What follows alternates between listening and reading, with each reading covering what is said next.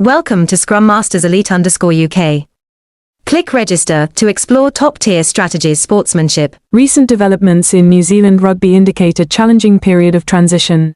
After coach Scott Robertson was dismissed in mid-January following the 2025 international season review led by David Kirk, many questions have arisen.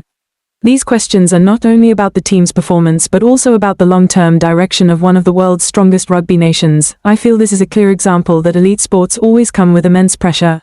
In such an environment, even talented coaches may face difficult decisions imposed by governing bodies. It makes me reflect deeply on the harsh realities of professional sports. Effort is not always immediately recognized, and sometimes the final results are the ultimate measure. Following Robertson's departure, several names were mentioned as potential candidates for the New Zealand head coach role. Among them, Rennie and Jamie Joseph emerged as leading contenders.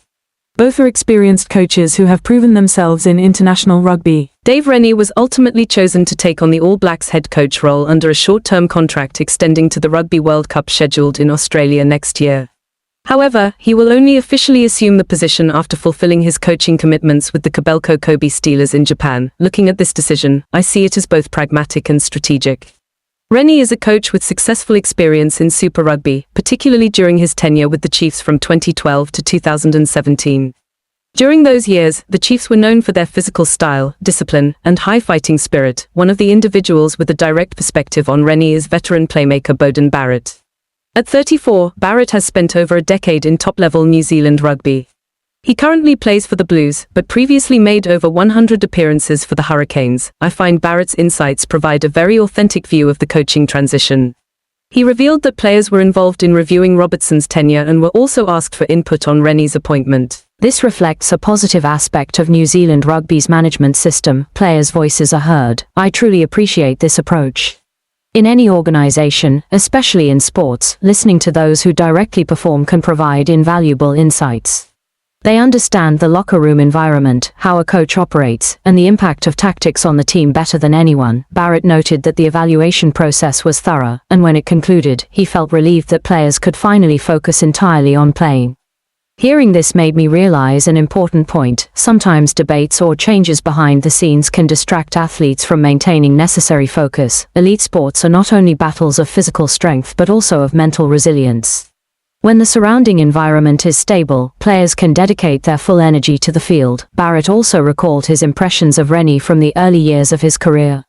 At that time, he faced the Chiefs coached by Rennie and vividly remembered their strength. These memories led him to hold Rennie in particular respect. I think respect between players and coaches is extremely important. In sports, tactics and skills can be taught, but trust and respect form the foundation of a strong team. An interesting detail is that Barrett proactively reached out to players currently coached by Rennie and Kobe, including Anton Lienert-Brown, Ardie Savea, and former star Brodie Retallick. The feedback he received was very positive. I find this quite thought-provoking.